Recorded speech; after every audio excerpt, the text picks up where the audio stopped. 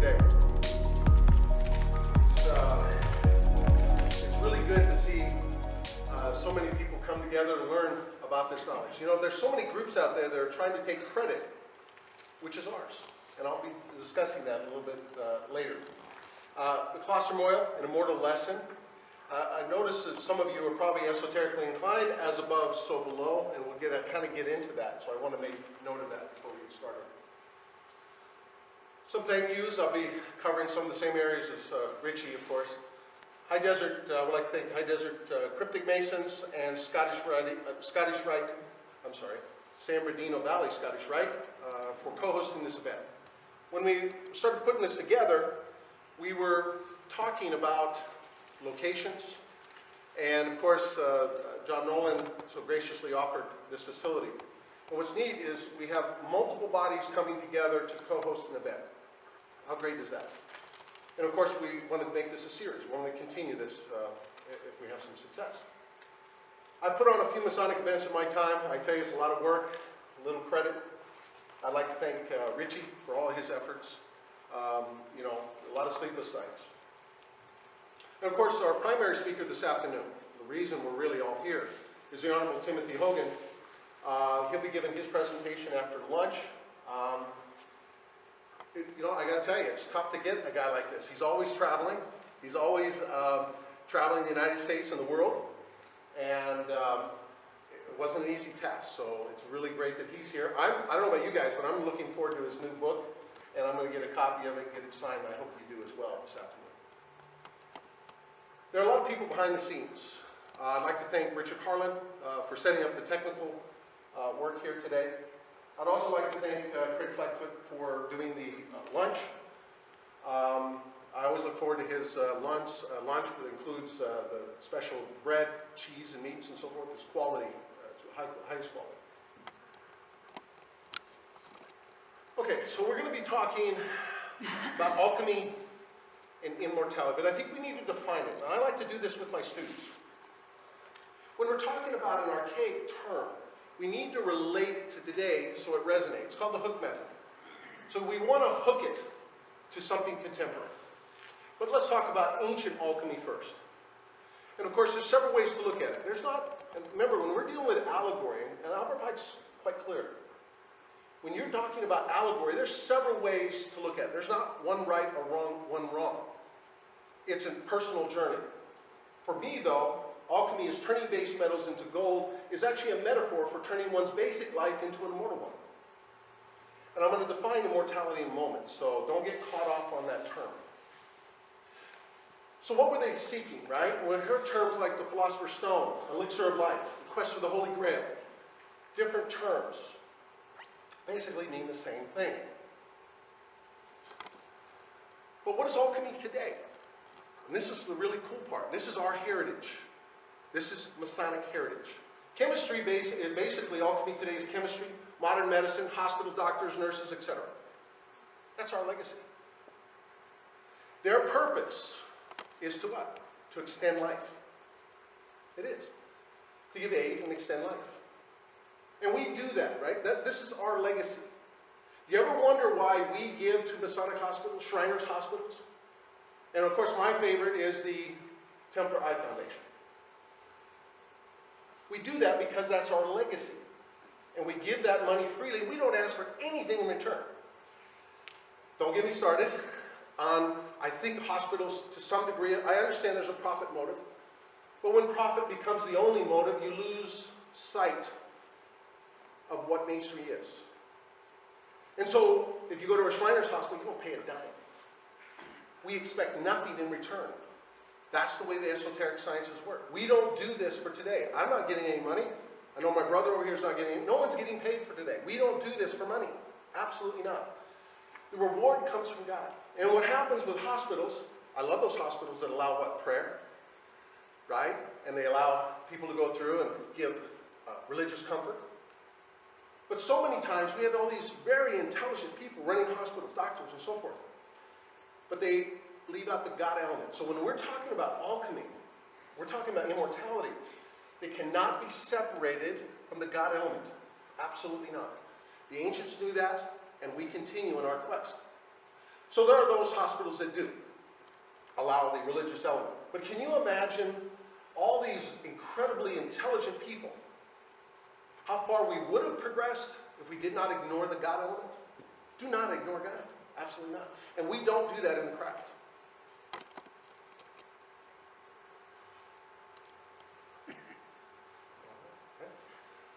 So, immortality. People are like, well, you can't live forever. Well, let's go back in time. Let's look at it from a historical perspective. If you lived in the Middle Ages, okay, say 1300, did you know life expectancy was 31 years old? There's a lot of reasons for that, right? War, famine, plagues, disease, lack of sanitation, and honestly, just pure ignorance. And here we are, we have the craft. We have alchemists. And what are they doing? They're telling us that you can extend life.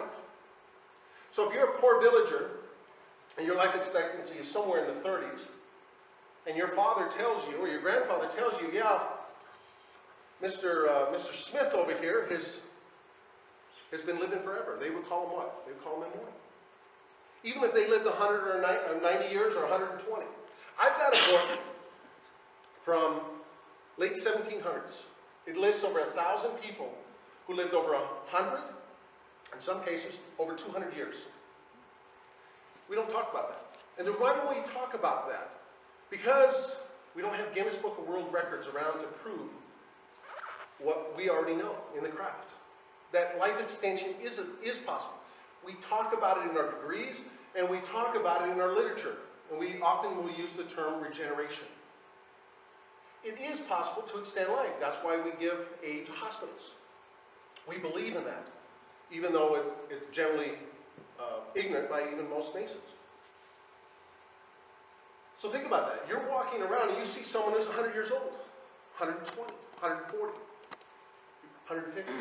We have records of them. And how do we know that it's generally pretty correct? England in particular was really, really good about what? Keeping records. What kind of records did they keep? They didn't really keep birth records. But what did they keep? They kept baptism records. And they kept death records. The church was really good about that. And of course it was isolated pockets. But we have a general idea that the people were living, even peasants were living a long time. If you were fortunate enough to have an alchemist, a king, a ruler, an elite, they would hire an alchemist to keep them healthy. But even the poor village people knew that there were ways to extend life. And the record's quite clear, despite Guinness Book of World Records not existing at the time. What do we know today? We have a man who died 149 years ago. He's 149 years, but he died last year. He was 149. And everyone dismissed it because there was no record of his birth. Go back 149 years ago. How do you record someone's birth from 149 years ago in Indonesia? It's not realistic. We got another guy from India right now. He's living on the ether. He doesn't drink. He doesn't eat. He's 140 years old. They don't care about proving anything to you. Their relationship is with God. They're not there to prove anything to you. They just walk away. These monks, these religious people, if you're seeking that, you're not seeking the fame of other men or other people. You're seeking a relationship with God. So they have nothing to prove.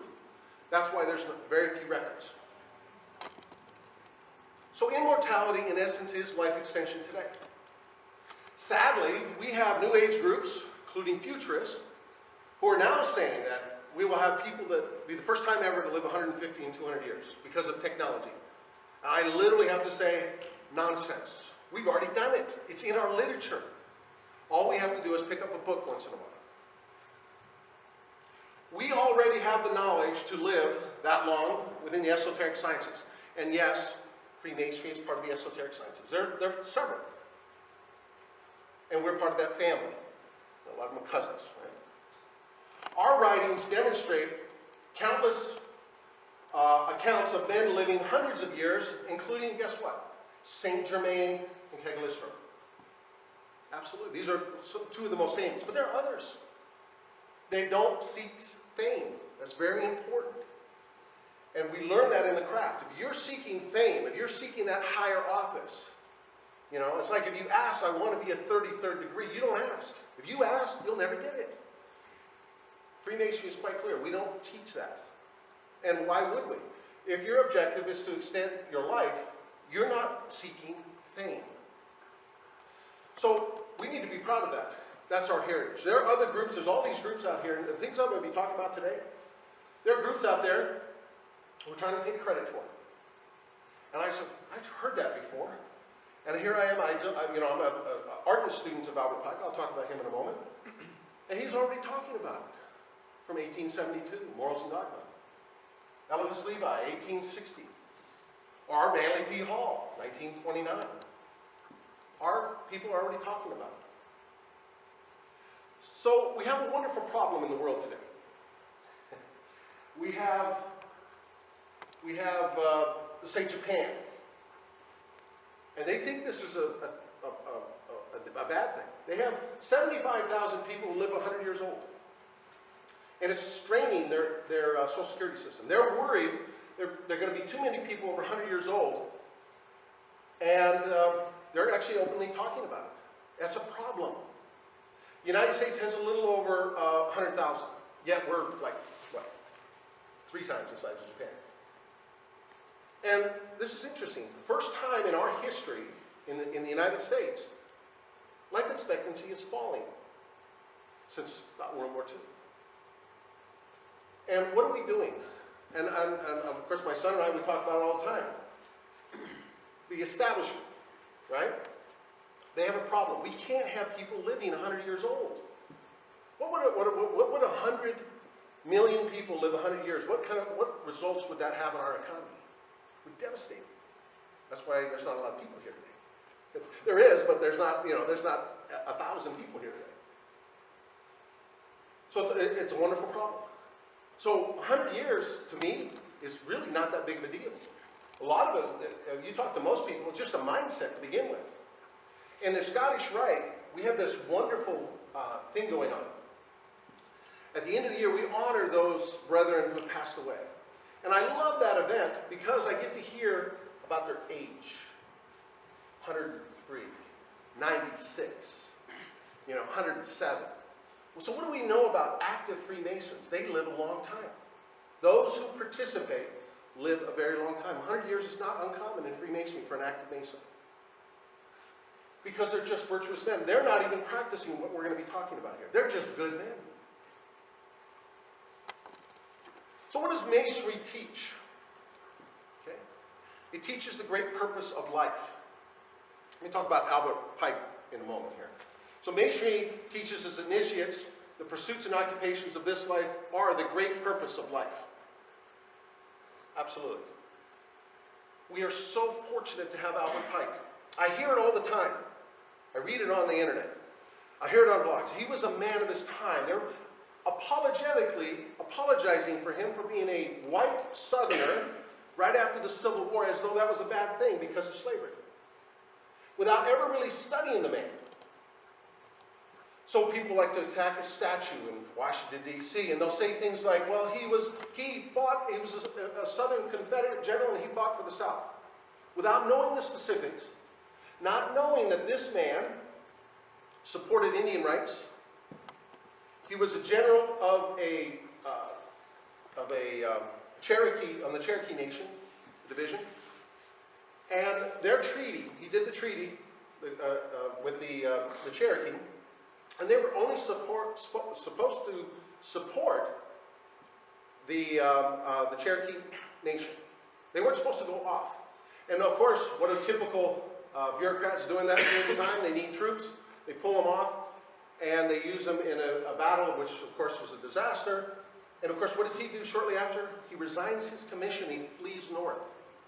Because they broke the treaty, the Southerners, right, the Confederacy broke the treaty with Albert Pike. But he's a racist. Really? He loved the Indian. I'm part Cherokee. I'm just like, no, that makes no sense at all. And they go on and on about all these different, and of course he must have supported slavery because he didn't like blacks. Absolutely not. That's nonsense. So what do we know about Albert Pike? He gave what? He gave the Scottish Rite degrees to Prince Hall Masons. All you have to do is read his book, Morals and Dogma, And he'll talk about things like, in God's good time, a race will be made real. He's talking about the uniting of the races. That's a bold statement for a southerner right after the Civil War. That's a bold statement. You ever wonder why his statue, of all statues, is still in Washington, D.C.? Because people who know this don't believe the noise that's coming out of the crowd sometimes. We are so fortunate. He was not a man of his time. He was a man ahead of his time.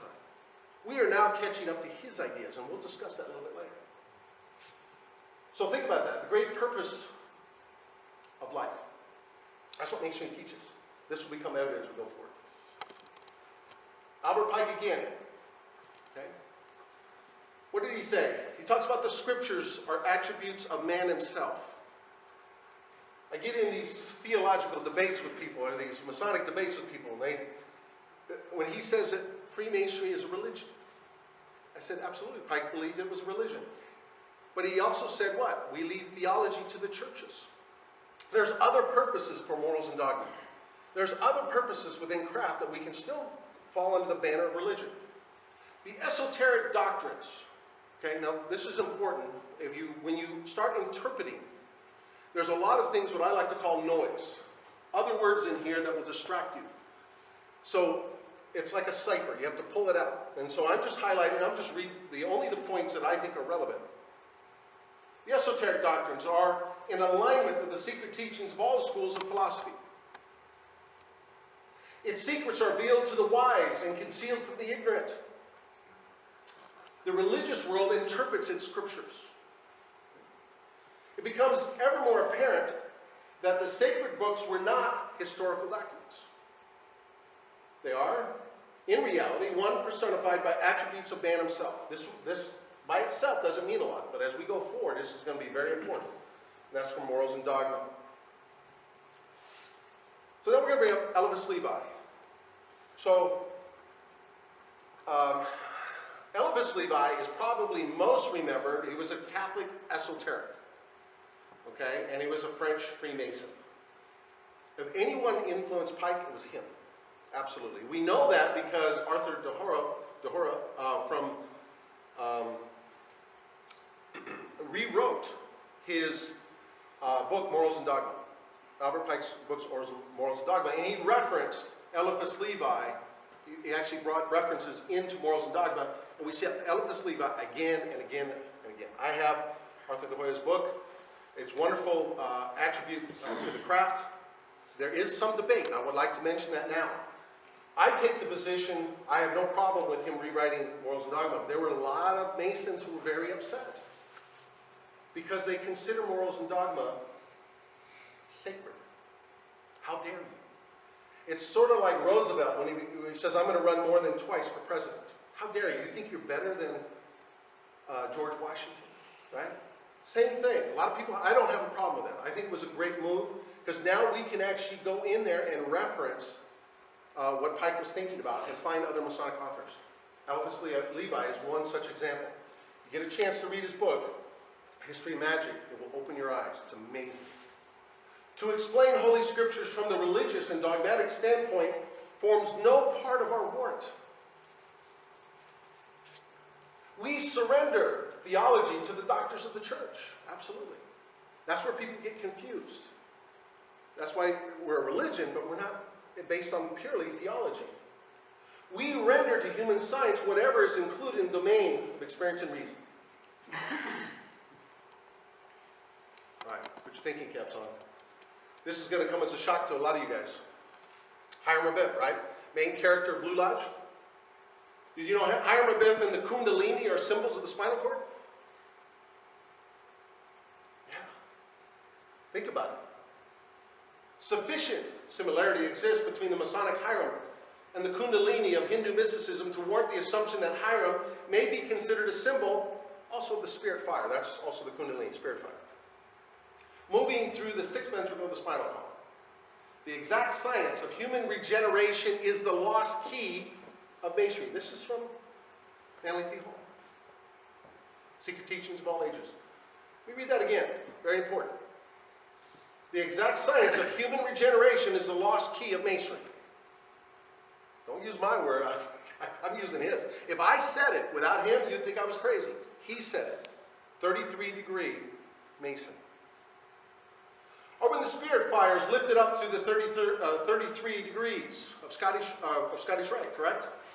Are segments of the spinal column and enters into the dome chamber of the human skull. We're going to get into that later. That's considered what? In esoteric terms, heaven.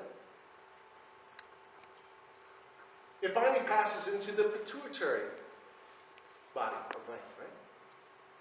Where it invokes Ra, the pineal gland, and the demands of the sacred name. So we have, I know one of my brothers is in the lecture hall here today, and he's a nurse. So caduceus, right? That's a symbol of medicine today. A lot of nurses will use that on their uniform. Absolutely. That's ours. I told you, we're intertwined with medicine. That's why we support it. All they're doing is continuing with what we started. Of course, we have Hermes, okay, in the middle, which is also what? Mercury. See the sign Mercury on the top? Sun and the moon, the staff. Notice these. What are these? Those are serpents. The serpent fire going up the spinal cord. And you see it here as well.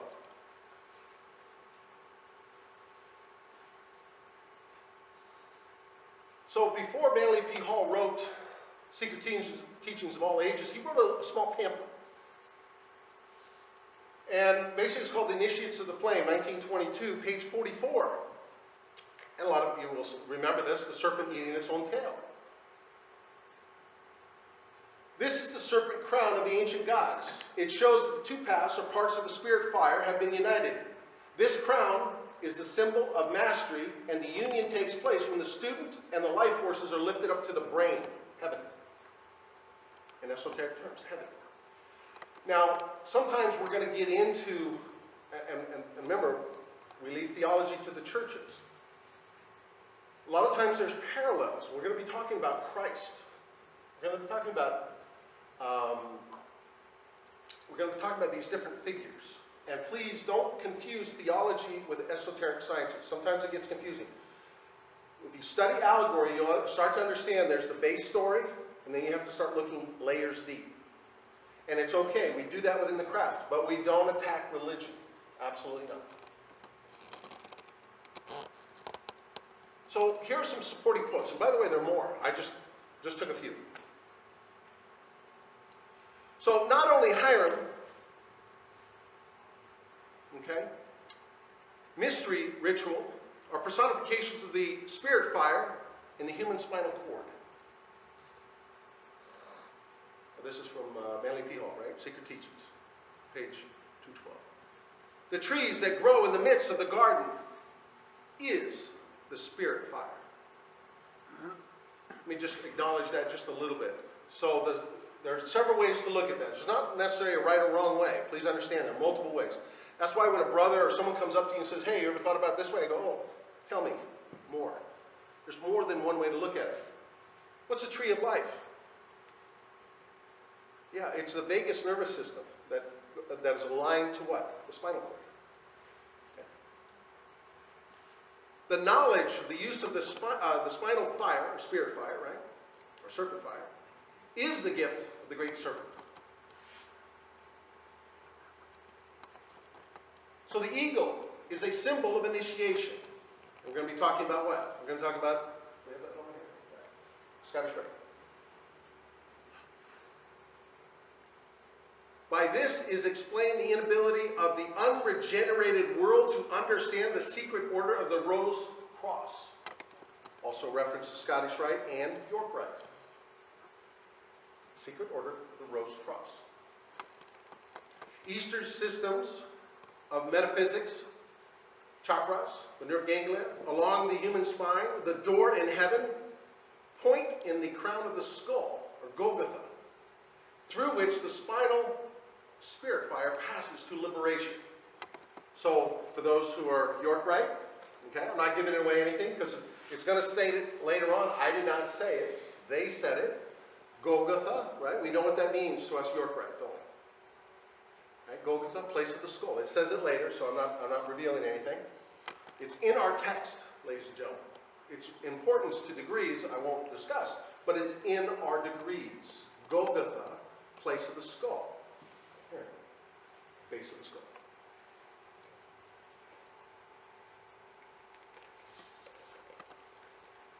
So more from Enki Hall. Also, King David ruled for 33 years in Jerusalem. The Masonic order is divided into 33 symbolic degrees. There are 33 segments in the human spinal column, and Jesus was crucified in the 33rd degree of his life. I'll give you an example a little bit later. Please understand, follow 33. When you see 33, follow it. There are mysteries to be revealed. It's no accident we use 33rd degree, 33 degrees in Scottish Rite, and there's no accident Jesus was crucified in the 33rd of his life, and so forth and so on. There are multiple meanings to these things. We'll let the churches have their doctrine, but in the esoteric sciences, there are different meanings for these, okay? So the spinal cord was symbolized by a snake.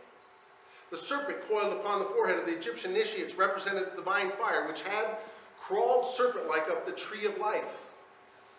Right? The tree of life, that vagus nervous system. What is the vagus nervous system? Again, it has different purposes, but basically it's what? It is an antenna. If you're spiritually inclined, why have a pure body? We'll talk about that a little bit later, but why have a pure body? Why purify your system? Why be a good man? To what end? Okay, we're going to talk about that, but think about that. It's an antenna to the spirit world. Absolutely. So the eagles of Napoleon and Caesar, of the zodiacal eagle of Scorpio, are really phoenixes. Okay. And if you were fortunate enough to be at my last year's lecture at Maya Lodge, we dealt with what the two heads looking outward mean. It's really fascinating. Masonry will be in a position to solve many of the secrets of its esoteric doctrine when it realizes that both its single and double-headed eagles are phoenixes. And that all initiates and philosophers, the phoenix is a symbol of the transmutation and regeneration of creative energy.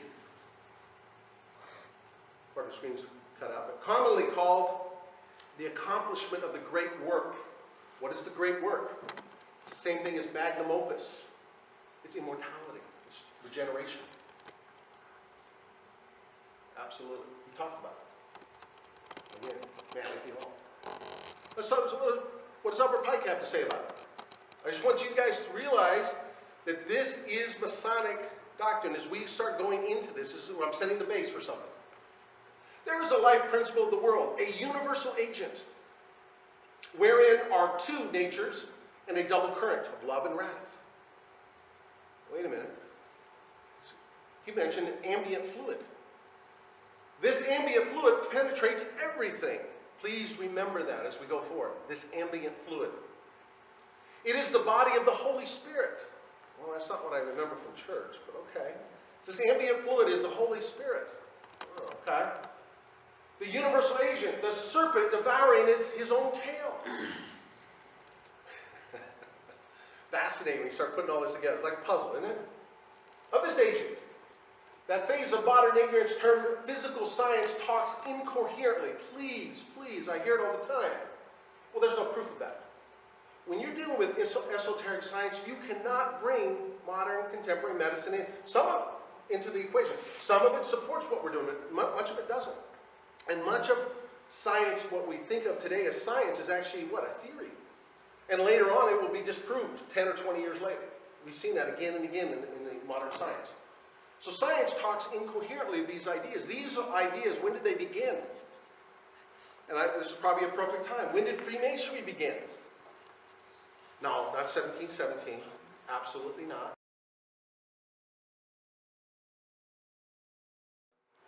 If you go into the York Rite and Scottish Rite, it's real clear. Even, by the way, even the 1723 Constitution is quite clear. began with Adam and Eve, and we support that.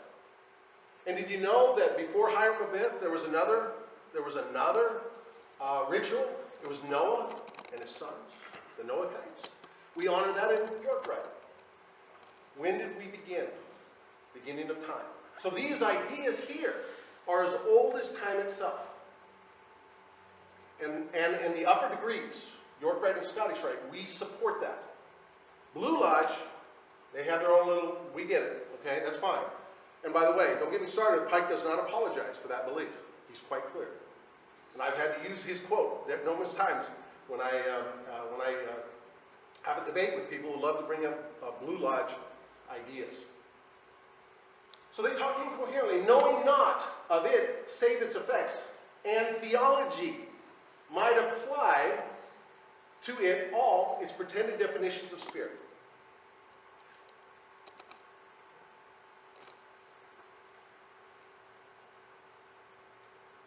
More from Albert Pike. Man had fallen, but not by the tempting of the Spirit. Now, what are we talking about? We're talking about Adam and Eve. There's a biblical story about Adam and Eve. Well, there's an esoteric one, and it's a little bit different. And there's several versions of that. Okay? So man had fallen, but not by the tempting of the serpent. The serpent was deemed to partake of divine nature and was sacred. Absolutely. He was deemed to be immortal,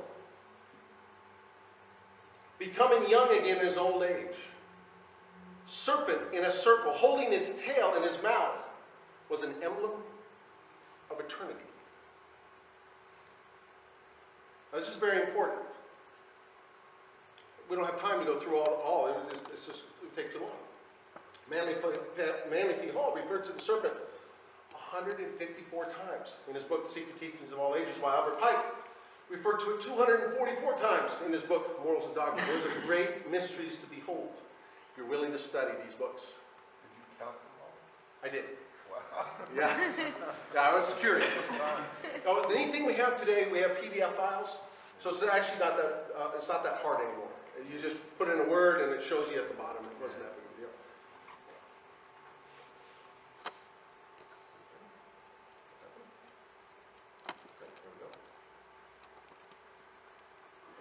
Okay. So now we're going to give you an example of uncovering the truth. Because you need to think about things esoterically, not from your religiously trained. I was religiously trained as a young man. Many people were. And I get that. And that kind of harbors some prejudice in my mind when I was just getting into becoming a Mason. You know, I mean, going to church 3 times a week and all day on Sunday and potlucks and everything else. I get it. I was inundated with these religious ideas. But think of it from an esoteric perspective. So this is from Dr. George Carey, God-Man, the Word Made Flesh, 1920. Now, I personally believe he was a Freemason. Put that aside for a moment, because when I interpret his readings, it's clear. He's using Masonic references that not all esoterics would know. But that's okay. Let's put that aside for a moment. He is definitely part of the esoteric family. No doubt about it. That's why I'm referencing him today. The gospel miracle of turning water into wine. We're familiar with that story, are we not? Did you know the meaning of miracle? And he goes to the base word, the base meaning of words, and it's important. And he's going to reference this a few times. The meaning of miracle is to uncover the truth. Yeah, uncover the truth. That's important as we go forward, okay? That is what we're doing here today. We're uncovering the truth. There are many secrets to be learned within the esoteric sciences as long as you're willing to give up some of your preconceived ideas. And that's where that Masonic thinking comes in. If you delve yourself into Masonic doctrine, Masonic thinking, many secrets will be revealed to you. Okay. So again, Dr. George Carey. Did you know the word secret is derived from the word secretions? Remember ambient fluid we talked about earlier. The word secret is derived from secretions. The cerebrum contains the secretions. Creative are that which creates, builds, supplies the life force of the human temple. Wait a minute, the body's a temple? Absolutely. Not by accident. I remember as a young man I would, of course, this was in the 1960s, right? So things were a little bit different back then. We used to have like a lot of fist fights. Okay? Now we teach our children not to do that, but it was part of our manhood training. So we had a lot of fist fights, and I remember my dad saying, when you get in a fight with someone, make sure you don't hit him right here, the side of the head. What's that called? Temple. Right? That's important as we go forward. Remember that. The body is a temple, and the temple right here has significance to the Claustrum. Supplies the life force to build a human temple. Soul of man, or Solomon's temple. Okay, here we go. Again, we get caught up. What is the soul? It has different meanings for different periods of time and different people, different religions. The soul can mean, particularly to Christian religions, the spirit of the body. But not all Christian religions believe that. We know, for example, Jehovah's Witnesses believe the soul is a human body.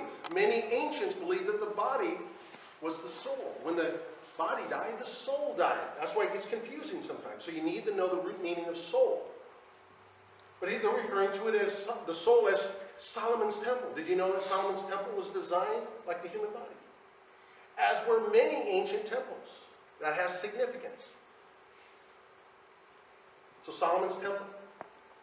Hence God, the Creator, dwells in you. Absolutely.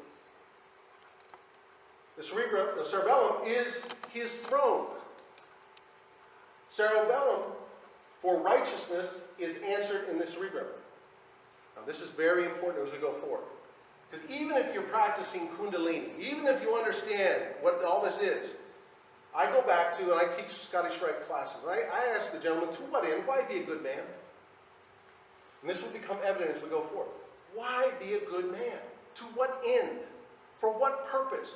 Well, I get benefits from my brother. Oh, you're in the wrong business.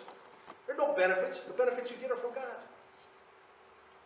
The carnal mind is at enmity with God, or to God. Absolutely. Your mind will put you astray. And this will become evident as we go forward.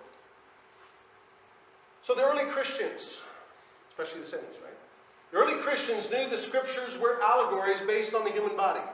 Here we see a picture of, was Michelangelo trying to tell us something? If God is in heaven, maybe heaven is also very important, also not one or the other, don't get caught up in that. Okay, the highest organ of our body, i.e. our brain. We have a tendency to think that these ancients were stupid, that we're so enlightened today. No, we are not. We're using technology. They didn't have technology, and look what they were coming up with. They were relating heavenly spheres, right? Things in the etheric realm to the human body, and they were naming things as we go forward. That'll become evident. Okay, so the kingdom of God comes not with observation. The kingdom of God is within you. Look at that. You have man and God, but that's the brain. Interesting, huh? The early Christians knew that the scriptures, whether written in ancient Hebrew or Greek, were allegories, parables, or fables based on the human body, fearfully and wonderfully made.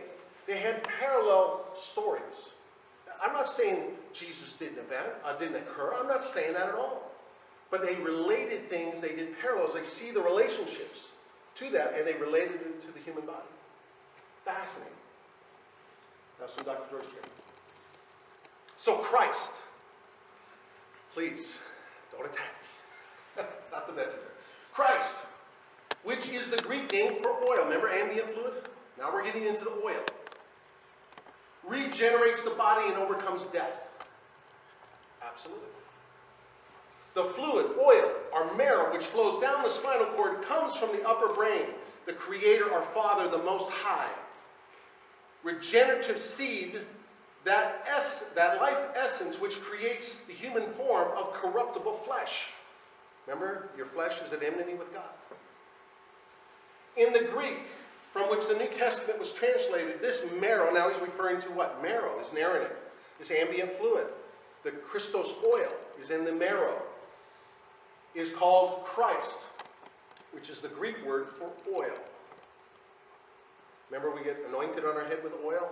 Not by accident. There's no accidents in the esoteric world. Absolutely not. Collective consciousness. I'm a big believer in it.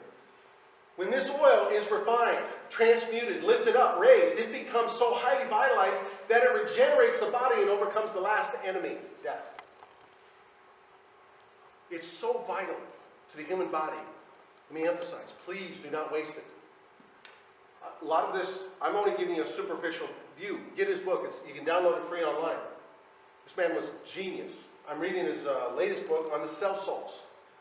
And I found out I'm deficient in certain cell salts, which I need. I'm now taking the cell salts that he recommends. Because I'm Aries. I need special cell salts, the way I think. But download this book. He gives so many wonderful things to say. I'm just giving you a quick overview. So what is the claustrum? The claustrum is a thin, irregular sheet of neurons that is attached to the underside of the neocortex in the center of the brain. You can see them right there. They're highlighted right here. Right there, both of them.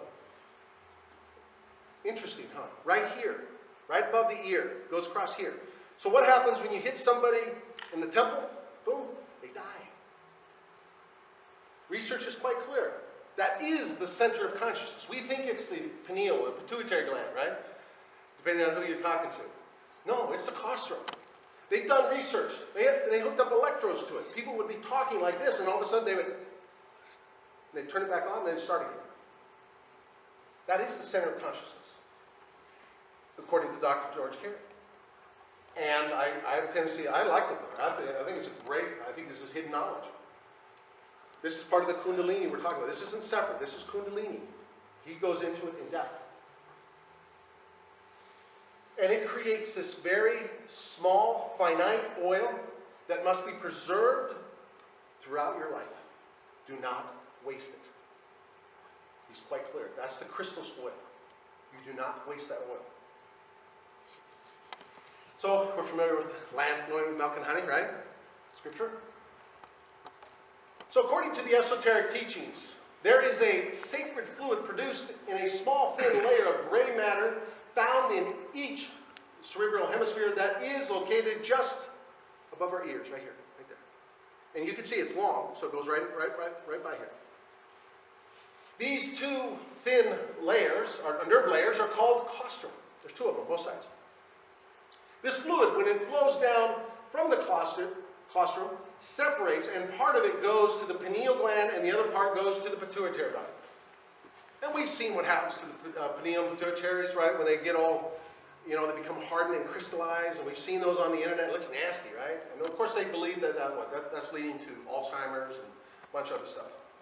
Yeah, your body, you gotta take care of your body. It's a temple. It is God's temple. Okay? But it's being supplied with a fluid. Both glands make this fluid a little different. So we'll go down, and it will go into there. I believe they cross. Okay?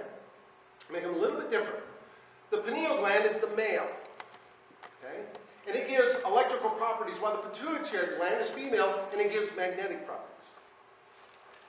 It is told that the liquid of the pineal gland is yellow, gland with flowing milk and honey, right? While the secretion of the pituitary gland is white. And therefore, the land flowing with milk and honey is believed by some to refer to that place in the brain where these glands are located. I'm not saying the story of the land flowing with milk and honey isn't true. I don't know what came first, the chicken or the egg. But there are multiple meanings. Don't take away and say that the story by Moses was wrong. No, it's not. Absolutely not. Okay? It just has multiple meanings. They thought differently. They thought esoterically, and they related to the body. They actually thought that it was a temple. So, we often taught, when I was young, I was taught about external salvation. This is internal salvation. This area, by the way, is the Eye of Horus, and was very important to ancient Egyptians as well, who surely knew this process of internal salvation. Absolutely. Okay, the Eye of Horus. We now know what it means. Okay? Over time, in God's good time, everything will be revealed to us. And it's slowly being revealed to us. It is now time that the world know that this information is old as time itself. And Freemasonry, as a carrier of the secrets, is responsible for this information. Absolutely. So down the spinal cord, down the spine to the solar plexus. Okay? Personally, I think it should be down a little bit lower. Okay? But anyway, you'll see a lot of the esoteric pictures and drawings from. They'll have a sun right over this area right here, right? And it has to do with the solar plexus area. The stomach. You know, the stomach is what? The second brain of the body, right? We know that. And it's important to have what? Stomach health. Absolutely. So the seed, right? When these different secretions flow down the two glands, they go down the spine through the semilunar ganglia, and at the solar plexus, they produce a seed. Absolutely, right here. Right? Jokingly, when I became a Blue Lodge Mason, and I got my apron for the first time, and they said, as a reminder to keep your passions in due bounds. It gives me different meaning to it. Absolutely. The seed returns only if God's laws are kept. So even if you're practicing Kundalini, which is one of God's laws, there are others, and we're going to get into that. Why be a good man? To what end? This place, the solar plexus, is called Bethlehem, which is a house of bread where Christ was born. Jesus also called himself the bread of life. Humans start producing the seed in this area from around the age of 12 when puberty starts. Makes sense, doesn't it? It is told in the Bible that Israel is promised to return to the land of milk and honey. In esoteric terms, this return is the return of the seed to the area of the brain where those two secretions, the golden and white, or white and golden, are produced. The origins of the seed, indeed, are from the region which is called heaven or Eden. Esoteric terms. This return can only be successful if the law of God is kept. Absolutely. So, as I progressed my education, you know, I don't mind telling you guys, you know, I am confronted. I'm confronted now with certain issues in my personal life. And do I take on this responsibility of doing something where I know it's going to harm the seed from rising? Why be a good man?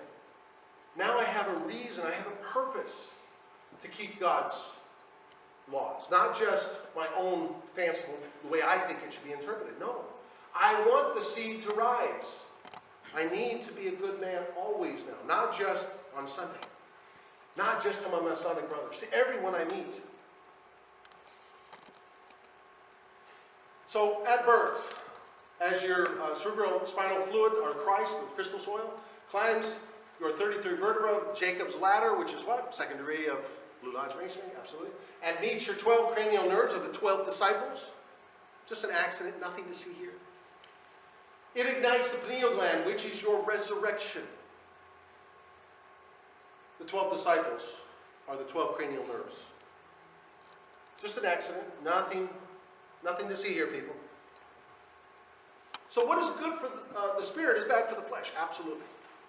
What is good for the spirit is bad for the flesh. The seed will not rise if you're a bad person. You ever seen what happens to bad people? It's fascinating. Study them. You ever wonder why people die when they're 65 or 50? Guy just died 59. He looked like, oh, he looked terrible. What was he doing? He was bad. He was a bad person. He was doing bad things. He was drinking. He was smoking. He was doing all these things. The idea that the body was a temple of God was meaningless to him. And the idea that I need to be spiritual on top of that, forget it. And the body just shrivels up and dies. He wastes that oil. This seed is destroyed when people seek pleasure or pleasurable sensations. Not just sex. No. Everything in our society, we are inundated with it. Because spirit and flesh are in enmity with each other. What's good for the spirit is bad for the flesh. To save the seed, a human being must become victorious over the lower senses.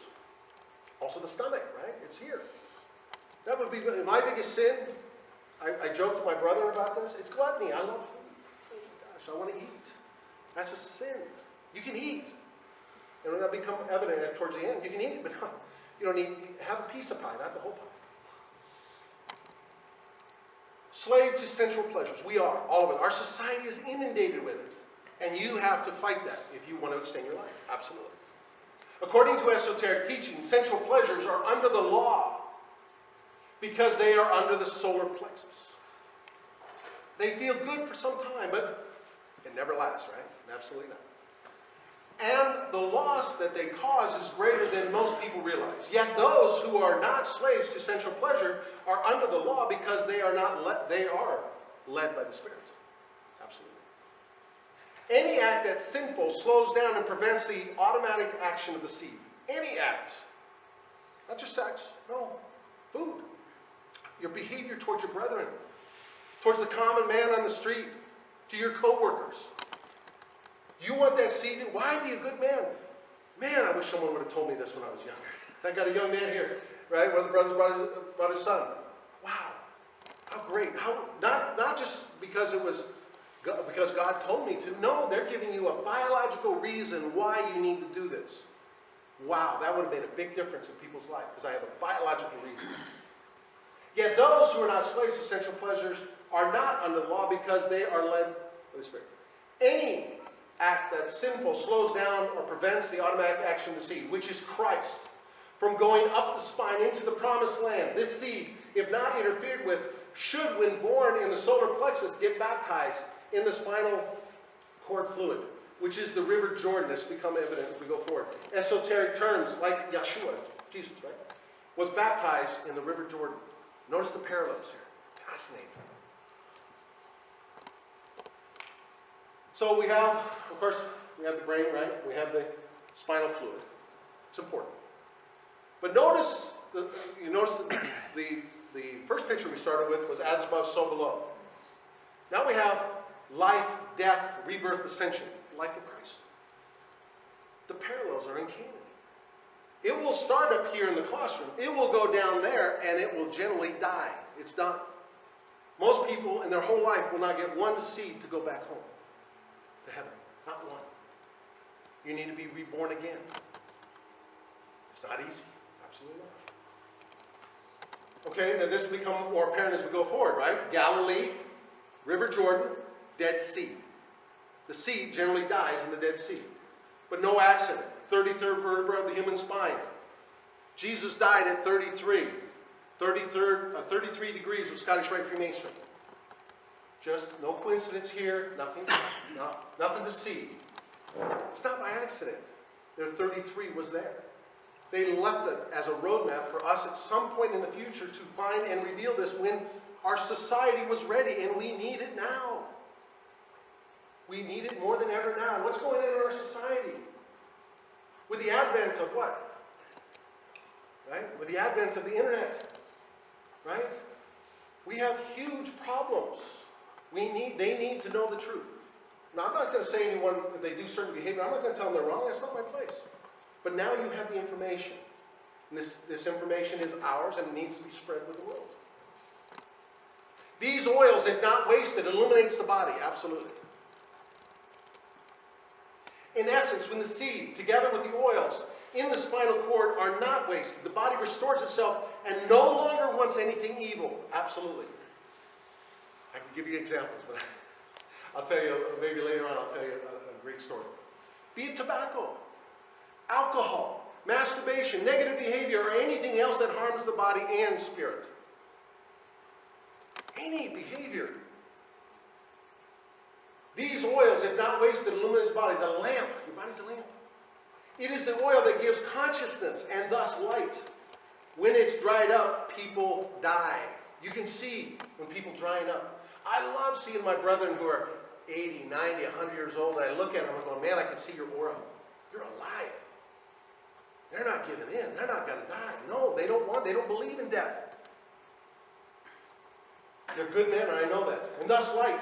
When it dries up, people die. When people are aging, it means that that oil is being produced in lesser amount until it's not produced at all, and then death comes. We know the cause of death. It's that Claustrum oil. You wasted it. Not just sexually. No. Your life, the way you lived your life. The spinal cord is the straight and narrow way.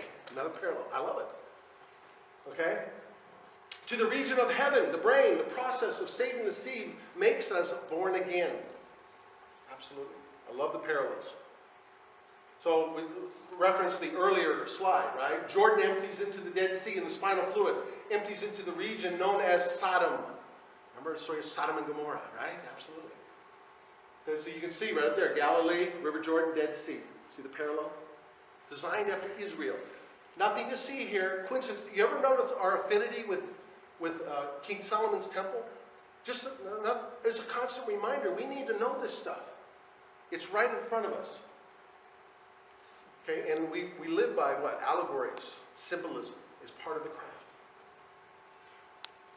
We don't want our oils to end up there because this place indeed is the place of death. Right here, Sodom.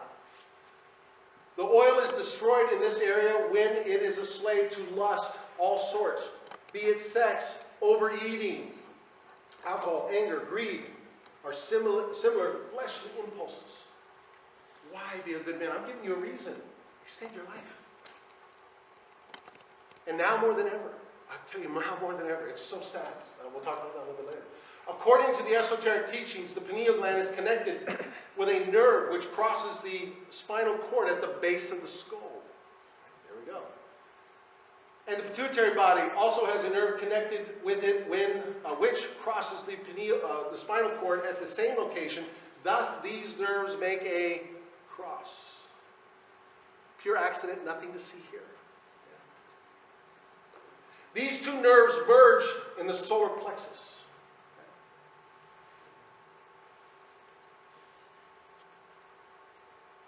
There, their unity receives the holy breath, the Holy Spirit, the breath, breathing. And then the Christ seed is born. That's the esoteric trinity. Again, another parallel. The pineal gland is male, the pituitary gland is female, and the breath is the spirit.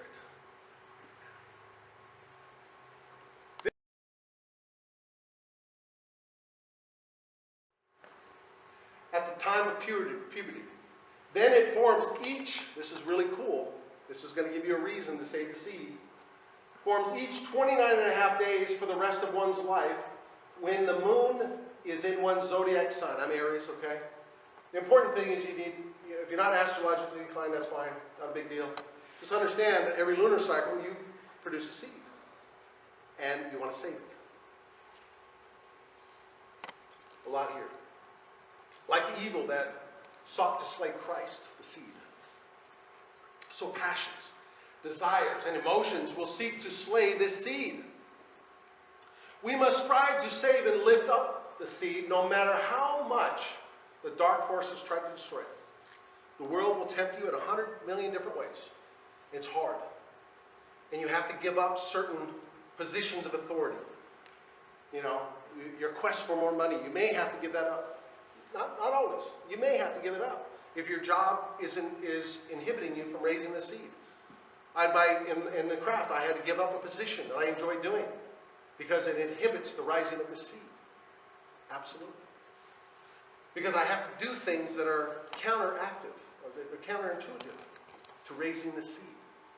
I do no longer seek high office in Freemasonry. Absolutely not. It's the furthest thing from my mind. The seed, Christ, if it's not destroyed, will be lifted up and flow in the fluid of the spinal cord. Thus, it will get baptized with that oil and become anointed. Here's the best part. That's just the start. The seed is still in danger. And if lower desires are not stilled, it will travel down the spine into the Dead Sea and will be killed. Absolutely. It's done. If the seed succeeds in traveling back up the spine every 29 and a half days, because our lower desires are stilled, it will get crucified at the base of the skull. Go with it. Base of the skull. Okay? And will transform itself into the power able to make the individual born again. When Yeshua was crucified, he rose with a transformed body. When the Christ seed is crucified, it transforms the body and spiritualizes it. That is a whole other quest. We're transforming our physical body. Now we have to work on our spirituality.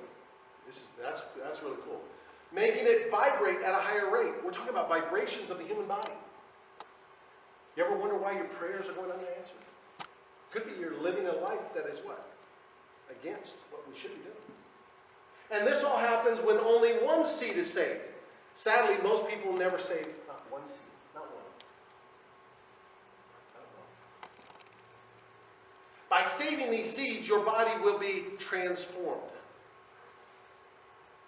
When the second seed is born after this experience, it's a finer and more powerful nature due to the saved first seed. So it becomes more finite and more powerful. Jesus said to his disciples that they would do even greater things than him because he goes to the Father. When the first seed is crucified, the pineal gland, the father gland, absorbs some of its essence. And when the fluid is used to make another seed is released, it's finer and more potent. The more seeds that you save, the greater the transformation. Our minds are renewed. Absolutely. And in his book, he talks about the cell salts. You need certain cell salts based on your astrological sign to do what? Because he's dealing with the mind, heaven. And our bodies are transformed. This process can be compared to tithing. Another parable. I love it. Give at least a 10th part of that which came from heaven, the brain, back to the source. Absolutely. The sacred seed of Christ. To save the seed, one is required to live a life of total love. That's hard in our contemporary world. Absolutely, people. Very hard. Peace. And here's the big one. Selflessness. Do something, not because of something you get in return, because it's pleasing to God. It's good for your temple. Not to hoard, but to give. Not to hate, but to love. Not to attack, but to strive for peace. Everything we talk about in Freemasonry, but often we do not do. I've given you a purpose for following our lessons now. One must not indulge in any excesses. For me, it's food. Absolutely. And lust and anger. When you get angry with somebody. Right? A brother says something to me. I just turn the other cheek. I no longer want anger. Even if a brother says something to me in open. 10 years ago, I would have used my worldly impulses and say, you SOB. Not anymore. I don't want to lose one seed. Okay? Okay? Should not even be entertained in your mind. Don't even do it. Turn the other cheek. Right? Absolutely. If one lives in that state of holiness, each month the seed will be saved, and after 12 months of this saving, you will get a real anointing experience. So every 12 months, 1 year, it just flows over your brain, over heaven. After 12 months, you get a real anointing. The saved oil will be poured over your brain, which is the true anointing of God. Not an external anointing, right? The external, you remember that? Yeah, no. By rubbing olive oil on your head. That's just symbolic of what we're talking about. The ancients knew this. This is nothing new. This process of saving your seed or seeds is the most natural thing you can do. Time and time again. I have my Masonic blog and my Facebook page, and people go, is there something I can do? I said, everything you want for an immortal state is within your own body. It's there. They don't understand this. No, it's there. The body regenerates itself anyway, doesn't it? You break an arm, what happens? It heals. It heals.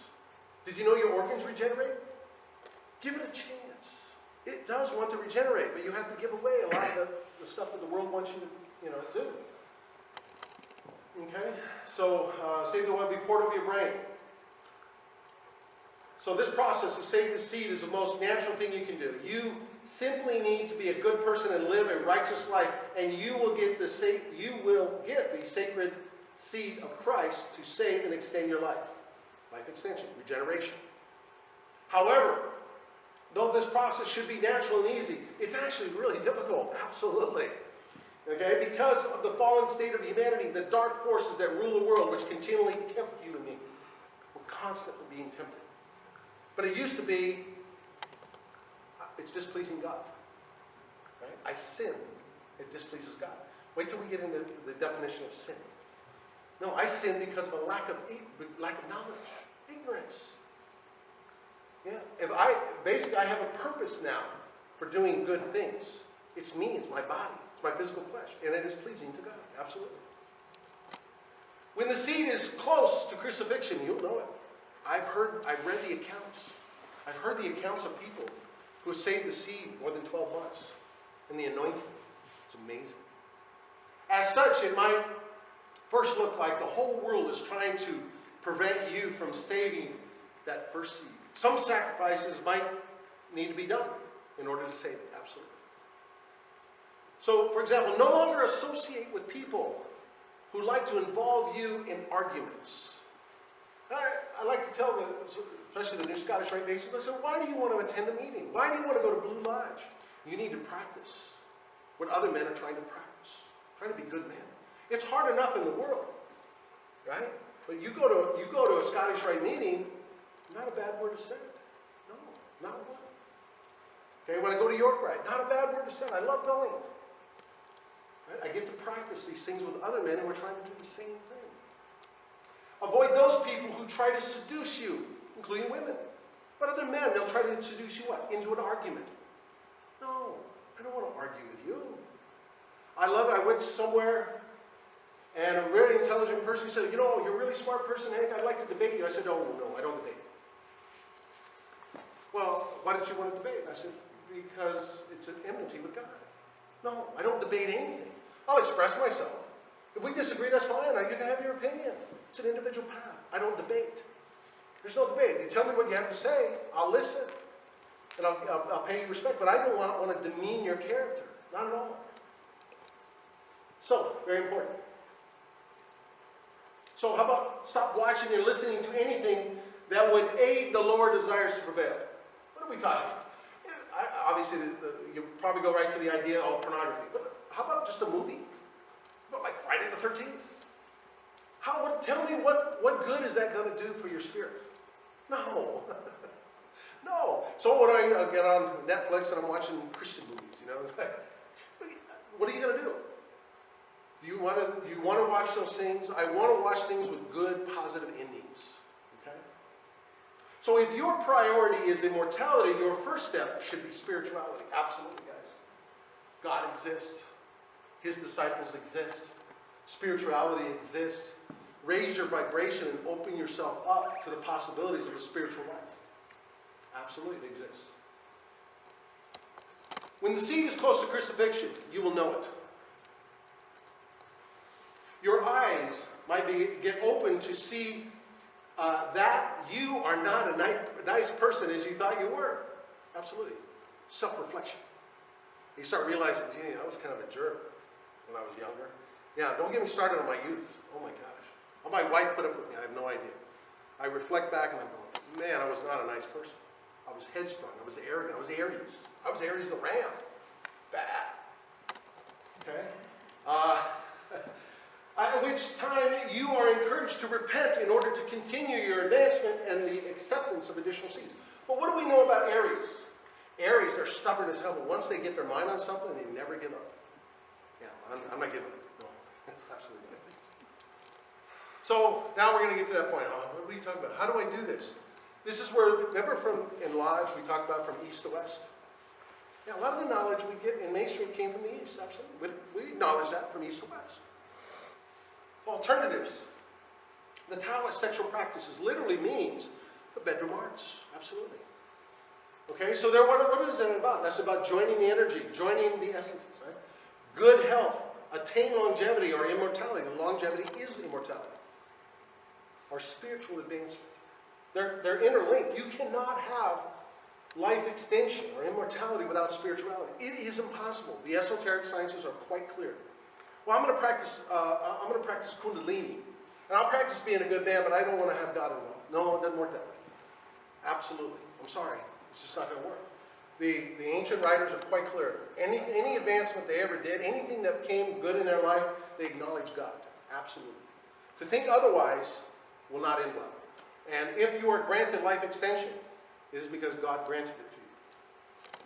Fluid loss results in premature aging, disease, and general fatigue. Many Taoist practitioners link the loss of ejaculatory fluids to the loss of the vital life force, where excessive fluid loss results in premature aging, disease, and general fatigue. I see it again and again all the time. The general idea is to limit the loss of semen. In essence, the retention of the semen is one of the foundational tenets of the Taoist sexual practice. The most popular method to control ejaculation is simply to pull out before the orgasm. Stop any friction, movement, or think about something else. Well, let me make this clear. Some of the brothers came up and says, "Oh, you mean I need to be abstinent?" I said, "No, no one ever said you had to be abstinent. It's absolutely not." And so I contend I was baptized Catholic, so I understand this. You know, the Catholic priests, they had this idea that they're going to be celibate all their life. They knew about this. They said, well, you know, if this is good, I think we can do one better. No, that's not it. Sexuality raises the kundalini, raises the crystal soil. No one ever said not do it. They're just saying don't release it. Big difference. That's the big secret. The most popular method, okay, we talked about that. Most importantly, the concept of joining the essences is the union of man and woman would result in the creation of Jing, which is a type of sexual energy. When in the act of lovemaking, Jing would form, and the man would transform some of his Jing into Qi and replenish the life force by having as much sex as possible. Men have the opportunity to transform more and more Jing. As a result, would see many health benefits as long as he does not release his semen. Absolutely. So the crystal soil is in the semen. You can't separate it. Right? So it's there. So what do we know about this? Right? So what do we know that's going on in our society today? Okay, it's bad. So we're hearing all the reports that I'll just tell you a quick story. When I was a young man, I think I was about 14, I got my hands on a Playboy book. Wow, this is cool. Right? What is this? And my mother finds out. Now you got to go back 1970. I mean, this is Puritan era compared to today. Well, first of all, she slaps my face and tears the book up right in front of me and says, "Well, this is my house." I said, "Okay, Mom." So at a young age, we're like, "No, you can't do this." So of course, nature is such, So I'm back to Sears catalogs. I mean, really, seriously. But what's going on with young men today? It was discouraged back then. Today, it's natural. It's okay. It's healthy. No, it's not. So young men at an early age, they have the opportunity to masturbate unrelenting all day long. And they say it's healthy. But what do we know what's going on in our society? Men and women are now detaching from each other. Men don't respect men, and women don't respect men. They're releasing the seed. We're going to talk about that a little bit later. But by holding it in, you transform your body. And what do we know? They're talking about hormone levels are dropping in young men at a massive rate. Oh, yeah, go figure. We're going to talk about that a little bit later, too. Absolutely. So yin and yang, right? The concept of yin and yang is important in Taoism, and consequently also holds special importance to sex.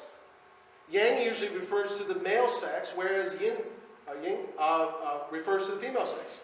Man and woman, this in esoteric terms, this is really important. Men and women were equivalent in heaven and earth, but became disconnected. They were up there. They became disconnected. And so the union between man and woman, this is appropriate time. I'm on my third complete study of Albert Pike's Morals and Dogma. And this is why I want to say he's a man ahead of his time. He talks about the natural act of sex versus the godly act of sex. He never said that masturbation was wrong. He never said homosexuality is wrong. He never said that. He's called it, like the ancients, they called it a natural act. It's fine. But he said the union between man and woman is sacred. It's a heavenly act. And I always thought that would be fascinating because people like to say, homosexuality or masturbation is a sin. No, it's not. No one's saying that. If you want to do it, that's fine. And that's why in Freemasonry, we don't have a problem with people who do those things. Absolutely no. We don't have a problem with you're homosexual. No, never, not one. Okay? But the esoteric sciences are quite clear. The union between man and woman is sacred. And why is it sacred? Because it creates life. Absolutely. We'll talk about that in a moment. Therefore, while heaven and earth are eternal, man and woman suffer the premature death.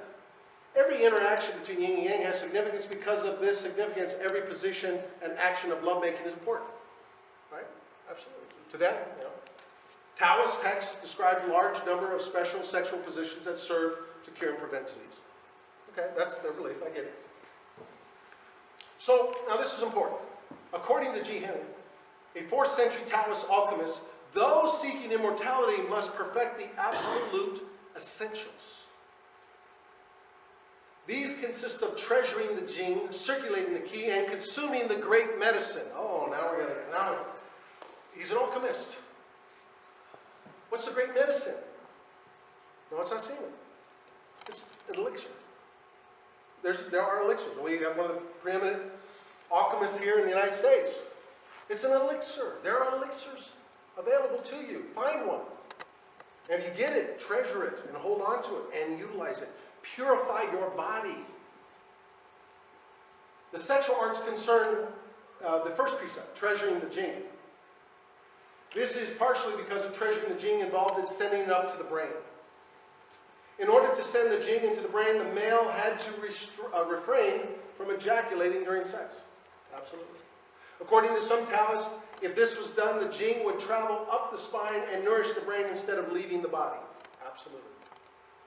Ji Hen also states, however, that it is a folly, very important, it is a folly to believe that performing the sexual arts alone can achieve immortality. So you're going to practice Kundalini, you're going to present that's all you're going to do. It's enough. It's not enough. This is just, remember I said, this is an immortal lesson. There are hundreds of immortal lessons. Absolutely. It's just one, it's an important one, but there are a lot of others. So the sexual arts have to be practiced alongside alchemy to attain longevity. Absolutely. The Taoists believe that. And I contend that's to be true. Okay? Yeah, you need to have a basic understanding of alchemy. You don't have to be an alchemist, no. But if you're fortunate enough to get an alchemical formula that you feel satisfied with and you believe in it, and I'll be honest with you, be guided by the Spirit, be guided by God. And that will have an incredible effect on your body. So this is more of a Western view. And honestly, this is what I practice. I like this. This is more Western view, okay? This is carezza. This is a type of gentle, affectionate sexual intercourse. The word carezza comes from the Italian word carezza, meaning caress. Right? What do women want all the time? What do they really want? They want to be caressed. It isn't always about intercourse. They want to be loved. The goal of carezza, unlike most kinds of sexual intercourse, is not about an orgasm. Absolutely not. But rather teaching a relaxed state of union with your sexual partner. So what do we know about elderly people? I love telling my students this story that there was a man, he's in a senior home, there's a woman, she's in a senior home, they're both in wheelchairs, they're in the latter stages of their life, and they can't sleep at night. They lost their partners a few years ago, and all they ask is that the nursing staff put them in the same bed together so they can hold hands, so they can caress each other. That's all they want. They're not having sex, they're caressing each other. Human contact is important. It's an important part of the human species, okay? And that's a great story, right? Caress. So caress encourages sexual partners to be relaxed as possible and to take deep breaths, holy breath, right? Absolutely. Holy Ghost. Breathes to relax when feelings are intense and energy surge. The emphasis of carezza is not on sexual passion. Never. But spiritual love for another person. Practitioners of carezza engage in sensual bonding activities such as smiling and skin-touching contact rather than typical foreplay activities. Don't go for the genitalia right away. No, absolutely not. When practitioners reach sexual intercourse, it's much slower and more relaxed than typical intercourse. It doesn't have to involve that. It could be just holding each other for 20 minutes. Absolutely. And what is that doing? Just that. Sex is important. Well, what is that doing? That's raising the kundalini. That's that spiritualness that we're talking about. It doesn't always have to be sex. Okay? And by the way, in the ancient world, they have a lot of phallic symbols. Okay? So an erection is important to a man. How did Aleister Crowley, this is interesting. Aleister Crowley, how did he know he was about ready to die? He said it publicly. I'm about ready to die. And they said, what do you mean? How do you know you're going to die?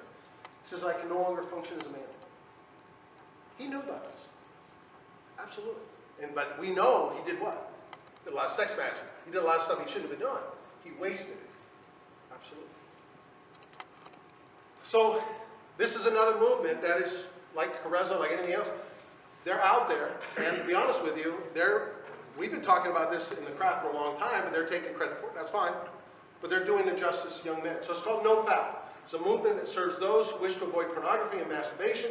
Its name comes from the slang term fap, meaning referring to male masturbation. No Fap was founded in June 2011 by Alexander Rhodes after a thread on Reddit about a 2003 Chinese study that found that men who refrained from masturbation for 7 days experienced 145.7% increase in testosterone levels on the 7th day. I go back to my earlier statement about why is it young men's testosterone and hormonal levels are dropping. We know. No one else wants to say it. Stop it. You're killing yourself, and it will become more apparent as we go forward. So let's talk about the benefits of sperm retention. I didn't say sex. No, how about the sex you want? There's nothing wrong with sex. There's nothing wrong with just hugging somebody that you love, spending an evening together, holding hands. There's nothing wrong with that. Okay? But retain it. That's all. There's only one. There's two purposes, and I'll get to that in a moment. Okay, so I highlight the ones that I think are important. But there are some others. How about more energy? More confidence, happier, highly motivated to succeed, highly motivated to do more, increase muscle mass. What happens to older men as they get older? They lose body mass. Absolutely. More alpha male behaviors. More respect from men. Absolutely. And respect for men. Improved memory. Better sex. Yeah, absolutely. Stronger. High sex drive. Improved immunity and increased stamina. Hold on to it. But here's the other ones. I think they're important. It might be important to you. How about less depressed? That's cool. Less anxiety. What are you on? You're having sex, but you're on anxiety medication. Really? How about try seminal retention for a while? Increase social skills.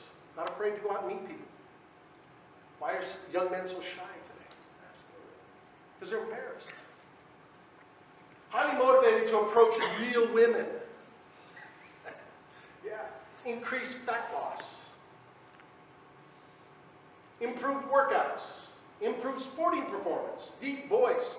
Improved skin. Thicker hair. You ever wonder why your hair is you're losing hair? Increased hair. Facial. Body hair. Less sleep required. Sometimes I only need 3-4 hours sleep. It's crazy. Brighter eyes. Clearer skin. Improved body language. Increased attention for women. If you're holding it, women, by the way, and this is, you just do your own research. You're holding your semen in, women are attracted to you on a subconscious level. It is freaking amazing. I mean, I can't tell you, and they all talk about it. You know, I've been married for 35 years. I'm happily married, but man, please stop it, you know. No more.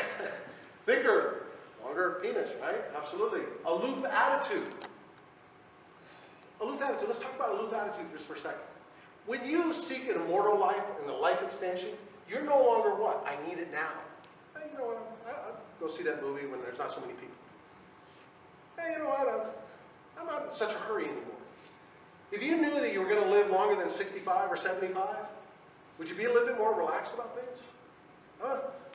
I have no time clock on me. I feel it's up to God. Guide me. Absolutely. If I could live 120, would I live 120? I don't say if. Would I live 120? 150? Yeah, I'll do it again. Having a great time. But what do we know about people who were mortal in the past? They had to flee. Right? And I'm prepared to do that. You should be as well. If time, I think the attitude, I've been told, the time is now to release this information. Okay, I'll release it. But what happens if tide turns? And they say this information is no longer wanted. And they come after you. You might have to hide. Absolutely. Masons have done that in the past, and will do that in the future, right? Absolutely. How about controlled aggression? Whatever. I'm fine. And mental powers are acute. I mean, I can't sleep at night because my mind is going 100 miles an hour. Improve relationships, absolutely. My relationship has never been better. So let's go back. We've got to go full circle. A few more supporting points. So wisdom, that's what we're talking about. It's called nous, or logos. Intellect, or the word. Intelligence. Source of the what? Of anointing? Uh-oh. That doesn't make sense. If you take all these other things, it doesn't make sense when you put the source of the oil of anointing. But you do if you would have put that first. You would have put the source of oil of anointing, and then you would have put intellect. It would have made sense. That's how the esoteric writers, they throw that in. Oh, wait a minute, now they're talking about response to the Holy Ghost. Remember the holy breath? Yeah, the crystal soil. Absolutely. Yeah, that's from Albert Pike. Jesus of Nazareth, Son of Man, is the expounder of the new law of love. Absolutely. We talked about that. New law of love. Blessed are they that mourn, for they shall be comforted. He pours the oil of consolation of peace upon every crushed and bleeding one. Oil. Yeah, how do you feel after when you realize this? You go, man. I went up to we got a young man here in the crowd. He's, I wish someone would have told me when I was young. Yeah, seriously. I wasted so many years. It's so sad. But maybe we can change things now. So this is from Dr. George Carey. The fluid, oil, marrow, which flows down the spinal cord, comes from the upper brain, the Creator Father, the Most High, the Creator Seed. This marrow is called Christ, which is the Greek word for oil. When this give it out again. What's going to hold you back? Your ego. My ego. Absolutely. It's hard. It's humbling. Right? It's humbling to realize that your life up to a certain point was a lie. I get it. I do that all the time. And then you have to realize that you have to change your ways if you want to extend your life. Triumph of the ego over the enemy death are the substance and potentialities of the body, and that these fluids can and will save the physical body if conserved and not consumed or wasted in sexual or animal desire. So we're familiar, some of you are familiar with that picture, right? Moses lifted up, right? The cross, the cross is what? The human body too, isn't it? Absolutely. And the serpent going up, Kundalini. So month is for moon. Remember the cycle? Every month. The monthly seed, fruit, when saved, not eaten, heals disease and sin. Moses lifted up the serpent in the wilderness, the body. Moses, the firstborn, the seed, desired to regenerate the blood and lead it to the promised land. Thus, he lifted up the animal forces, the sex desire. Here symbolized as the serpent, so shall the Son, our seed of man, be lifted up. If I be lifted up, I will draw all men unto me. The tree in the midst of the garden bore fruit every month, and its leaves were healed. The commandment to not eat of the fruit of this tree is not heeded by the race, and death is the result. We eat of that fruit all the time. Absolutely. Sex desire is a lie from the beginning. We've been taught a certain way. I'm guilty of it. We're all guilty of it. Absolutely. We seek the orgasm when we have sex, rather than seek companionship and love of another person. I get it. I'm guilty of it as well. Christ is an oil that flows from the brain. Okay? So again, we're going back. Okay, so but now this is important. Dr. George Carey. Primitive Christians, he says, fully realized, well, who do we know they were? They were ancient Masons, weren't they? Absolutely. fully realized and taught that the great truth of Christ was a substance, an oil, an ointment contained especially in the spinal cord. Consequently, in all parts of the body, as every nerve in the body is directly or indirectly connected with the wonderful river, the spinal cord, the river, that flows out of Eden, the upper brain, to the water of the garden. Your body is the garden, right? For his seed remaineth in him, right? From the Bible. Absolutely. We know that there are many millions of dormant brain cells in the cerebrum, especially in the most high portion of the seat of spiritual facilities. Or we may say the key. Remember, go back to the key of Freemasonry. Key of Masonry is regeneration. The key. Which, when touched with the vital fluid set free, cast on the waters and lifted up, through the process of physical regeneration, completes the at one moment with the ego. Absolutely. Whose indwelling place is a cerebellum. And then the statement, I and the Father are one. You've come home. You've come home. You've come back up. Becomes a living thunder and a flaming light. You want enlightenment? Yeah. You want that light? Yeah. Save it for 12 months. Okay. The dormant cells may be likened to a flower yet in the bud. But when the substance that is required for their completion reaches them, the modus operandi of the plan of salvation, the buds open and unfold, and then vibrate. Talking about vibration, right? Vibrate at a rate that causes the realization of a new birth, the birth from above. He that is born of God will not sin, for his seed remaineth in him. Now this is cool. That's why I said, they like to put the solar plex up here. I think it's a little lower. And this will make sense. Okay, again, this is from Dr. George Carey. Now we're familiar with this. This has multiple meanings. But I think this was poignant. Because of course the egg will have significance. And then of course the serpent, or the serpent fire, the spirit fire. Right? So near the base of the spinal column is a gland larger than a hen's egg, into which is secreted a small amount of oil. This is cool. The sacral region of man's body, near the base of the spinal column, is a gland larger than a hen's egg, or spongy character, and into which is secreted a small amount of oil into the bladder. This gland, the prostate, he tells us what it is. Prostate. Or about the purpose of the secretion, except that in elderly men it often becomes the seat of disease called prostatitis, prostate cancer, right? Yeah, that's the end result of what? A life, not good. Oh, here's the kicker, guys. Here's the kicker. And that in young men of dissolute habits, I didn't say it, he did. Use your own imagination. The secretion becomes filthy. This gland is known in the East as the Kundalini. It's down here. And in the New Testament, Greek is cardia.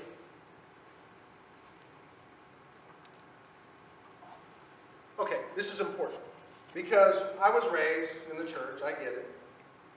And you sin, displeases God. I get that. Okay? We leave theology to the churches. I'm not attacking them at all. Absolutely not. The utmost respect for the word sin means to fall short of completeness or understanding or wisdom. Okay, is represented by the blind fool, one lacking in wisdom brought forth by inequity. You sin for a lack of knowledge. That's all.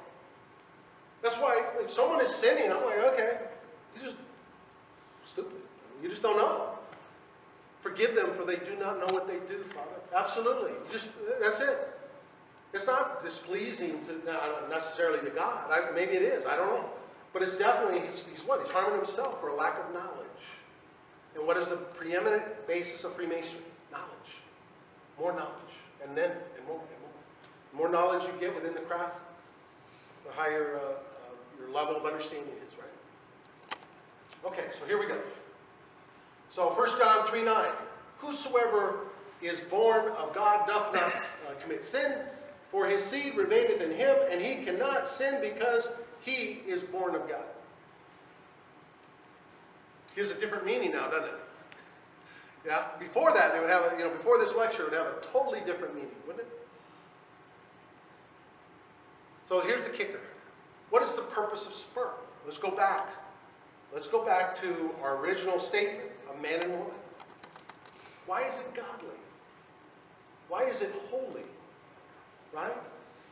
One can use it to create a child or extend one's life. Any other purpose is simply wasteful.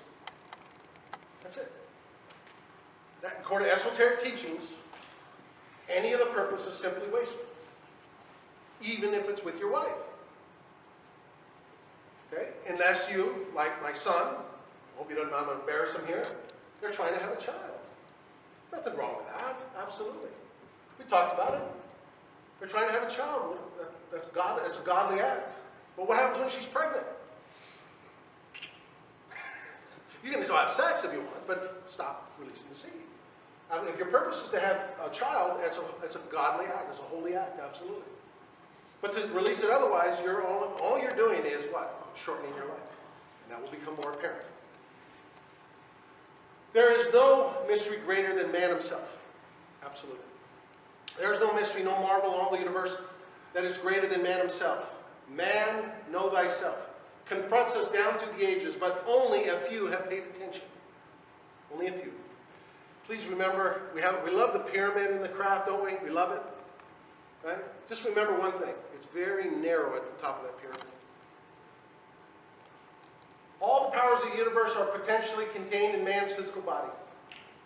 All the powers of the universe are contained in man's physical body, and all his organs are nothing else but products and representatives of the powers of nature. You know, for years I thought I could get away from looking at studying astrology and the etheric realm and all these different things. I'll say, I'm just going to focus on this. And pesky Pike, he keeps bringing me back to all these topics. Now we're studying, now he's what he do. He keeps bringing back you to the organs of the body. They relate to what? To the planets. Oh, geez. I could never get away from it. I thought I could, but I can't. If not, if you're studying Pike. Okay? So what are the organs? Now, what do we know about organs? They regenerate. Absolutely. We can no longer doubt the mastery of the human body. Okay? So this is one of the things, there's more. This is one of them that relates to me. I think I had to be a Mason, at least in York. Okay? In anatomy, Golgotha, place of the skull in Hebrew. That's important to us as Templars, absolutely. Here's the base of the skull, where the spinal cord enters the head, right here. The cross, right? Golgotha, place of the skull, base of the skull. At that point is a double cross. Please remember that as we go forward. Double cross. Because there is a double cross right here. You'll see Jesus sometimes depicted on a double cross. And we like to use double and triple crosses in the craft and so forth. They are the St. George, and I love this because all these signs are right in front of this. We're getting to the end here, but I just want to let you know that oftentimes the signs and symbols are carried forward. And this is part of that collective consciousness that God reminds us at future times and periods to bring back this knowledge. It's always there. It's always in front of us. They are the St. George and St. Andrew's crosses. Compare many very ancient Byzantine coins and frescoes show this deeply esoteric symbol. So in our art, it's carried forward. Coins. The same 8-pointed star. Sound familiar? York ring? Okay? Our combined crosses appear on amulets and seals. We can no longer doubt that the ancient records told the same story as is found in our own scriptures, and that it was all in regard to one thing: the process, the mastery of the body, human regeneration. That is the key of Freemasonry. It is. Okay? It's in our writings. So, those who have a little knowledge of the British Empire, right? After James I succeeded to the throne, the cross of St. George, the English flag, was combined with the cross of the St. Andrew in 1606. The term Union Jack, so the two crosses, became the Union Jack. They come from the jacket of the English or Scottish soldiers, or from the name of James I, who originated his first union in 1603. Okay? So cross is important. Okay? Okay, you can see the double cross, and then of course you can see the temple cross. So here we go, and we have Masons within the craft. Well, I don't want to become a Yorkite because, you know, that pesky Jesus stuff. You know, I hear it all the time. I'm not very religious, you know, and do you define yourself as a Christian? Yeah, but I don't like being them throwing that in me. Because the world has taught us what? To throw out the teachings of Christ. No, not at all. I'm a Christian, I'm proud of it. Okay? I'm not a Bible thumper. No.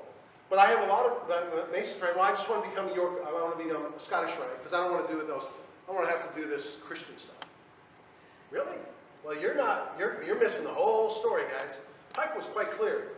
He became a York Rite, then a Scottish Rite, and he wrote about it quite a bit in most of it. He was proud of his relationship with York Rite. And the teachings are very, very similar. So the sign in which the true alchemist works is the cross. So you really want to understand regeneration? You can't get away from the teachings of Christ. I'm sorry. I know. It's there. The alchemist works under the sign of the cross. It's evident. It's in all the writings. It's absolutely there. The highest aspect of alchemy is the regeneration of man in the Spirit of God from the material elements of his physical body. The physical body itself is the greatest mystery, right? It's the greatest mystery. Because in it are contained in a condensed, solidified, and corporal state the very essences which go to make up the substance of the material man. This is the secret of the philosopher's stone. Go back to our earlier slides. The Holy Grail, the elixir of life. What is that? The philosopher's stone. That's the quest for immortality, life extension. The sign in which the true alchemist works is the cross. You can't deny it. You can deny it all you want. You know, that's fine. But if you want to understand what the ancients were considering, you can't throw out the ideas of Christianity. I'm sorry. And I'm not talking about Christian theology. That's not what I'm talking about. I'm talking you better have a general understanding of Christian theology, but then you go into the esoteric writings and they hide many of their secrets within the overtone of Christian teachings. I just threw this in. I just thought this was cool. So lebanon, the cell adhesive molecule that holds us together is the shape of the cross. How cool is that? Nothing to see here. Forget collective consciousness. Okay, so this is important. Okay, I'm a proud member of the Red Cross of Constantine, and of course I give one of the lectures, but it's kind of cool. And I'm familiar with chiron. Okay. Plus Kundalini equal immortality. And I started to look at this more and more, and I'm memorizing the speech. And I'm going, wait a minute. He's talking about the Labarum. I started looking it up, and I'm going, wait a minute. Here's the Labarum, the cross, the elements. What is he talking about? The serpent. So the origin and nature of Ki. What we call Ki is information in a biology field which acts something like a radio field or magnetic field. Remember I told you? What is the vagus nervous system? It's a radio field. Absolutely. Ki has been a necessary part of all life on Earth from the very beginning because it acts as the nerves, eyes, ears, taste, and communication of every individual living cell. Every cell contains a large chemical molecule called the genome, which acts as its brain and also stores all the information needed to create a human being. As genomes increase, they work as a collective brain to build the body. The brain organ in our head needs us to believe that it has the only human awareness of our bodies. So it makes awareness from the genome intelligence to make it subconscious to us. So what happens when you deny something? Immortality is impossible. Can't happen. You've already set your faith.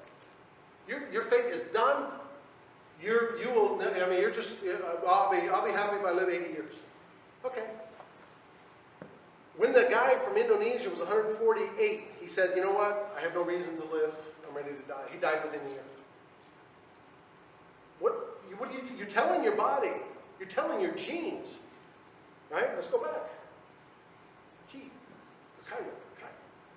Think about that as we go forward. It's interesting. And the serpent, just by accident, it happens to be on the libera. Okay? Well, let's get into the elements here, right? Okay, so the Emperor Constantine I used the pentagram together with the Cairo symbol, a symbolic form of the cross, in his seal and amulet. Interesting.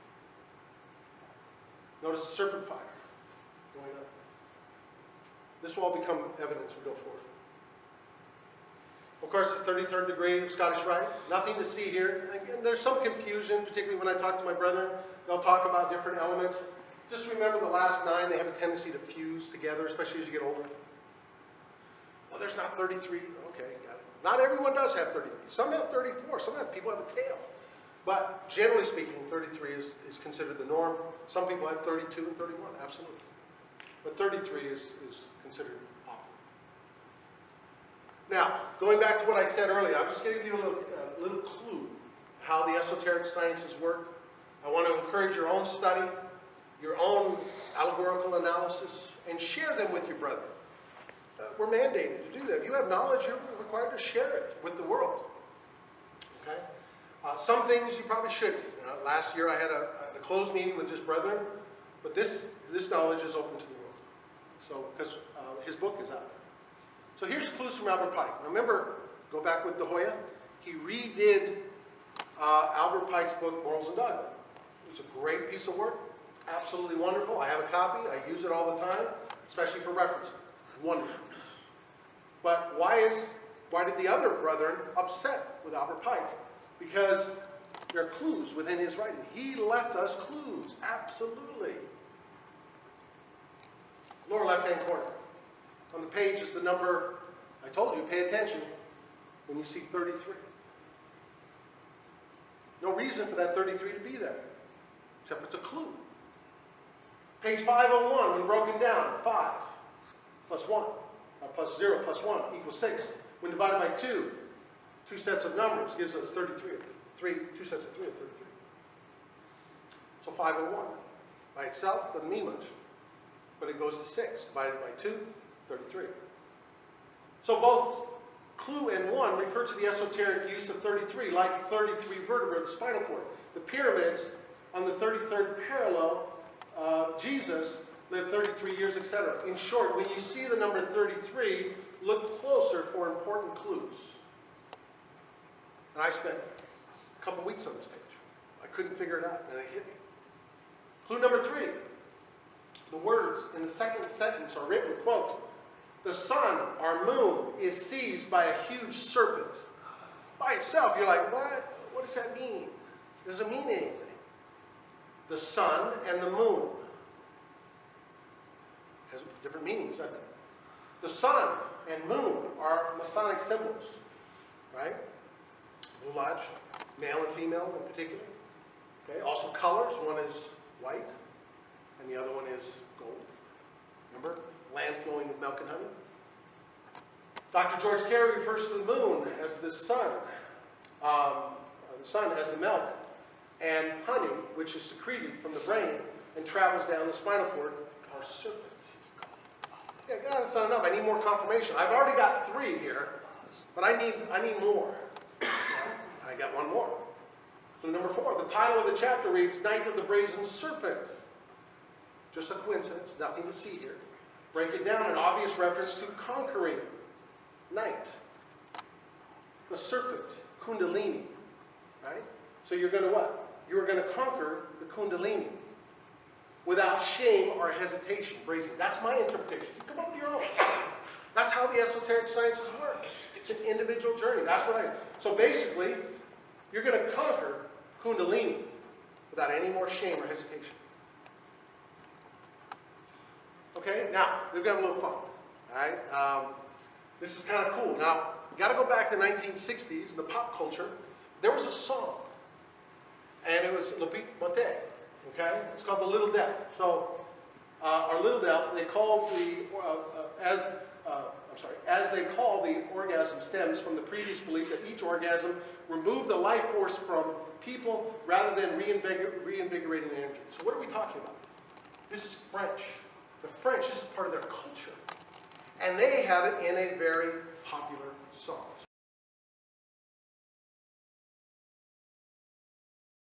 So please, let's just take a minute, enjoy this. Some of you who are older like me will enjoy this particular song. Understand that all this is in our what? It's in our writings. Okay? It's out there in popular culture. I gave you a few examples. You can relate these teachings to the symbolism of the world. It's all here. You just need eyes to see and ears to hear.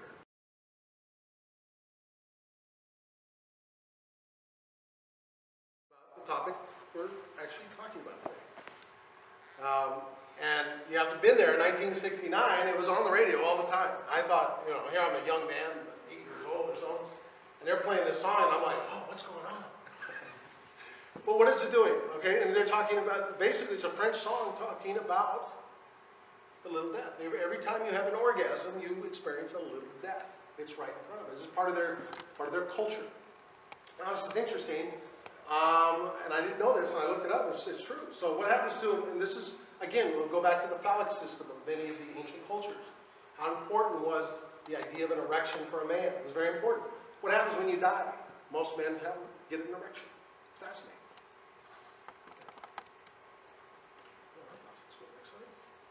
So, well-known men who practiced seminal retention openly promoted it. Again, it's not part of our popular culture because unless you specifically look for it, you won't find it. Okay, so I highlighted the names who were Masons or those who were initiated into mystery schools, which was what? Ancient Masons, absolutely. So Leonardo da Vinci, Sir Isaac Newton, Voltaire, Henry David Thoreau, Ludwig van Beethoven, Plato, pesky Pythagoras, key figure in Freemasonry, and Socrates. But there are others, right? Nikola Tesla, Orville Wilbur Wright, I had no clue. Okay, Al Pacino. You ever wonder why he looks so good when he's older? He looks good, doesn't he? Sigmund Freud, Dalai Lama, that makes sense. Steve Jobs, didn't help him. Mike Tyson, yeah. But why would Mike Tyson and Muhammad Ali practice seminal retention? They're better fighters. They're fighters, athletes. Absolutely. So why would you want to lower your hormone level before a big competition by having, by the way, the little secret is you can have, as a boxer, you can have all the sex you want, just don't release it. But some people can't do that. I had a friend, true story. He was on, a little over 100 days on seminal retention. He was telling me all these things, his visions, his dreams, his energy level. And he was having sex with his wife. Everything was great. And it was very loving and everything else. But he got to the point, and I'll just tell you a little secret, it's called an inner orgasm. So what happens is you get to a point and then you stop. And that frustration is actually an orgasm. Anyway, he got to a point, he liked to do that. He liked to test it. He'd get up there and he'd back away. He'd get up there and back away. And he had like 2, 3, 4 of those every time he had sex with his wife. It was a wonderful experience. He enjoyed it.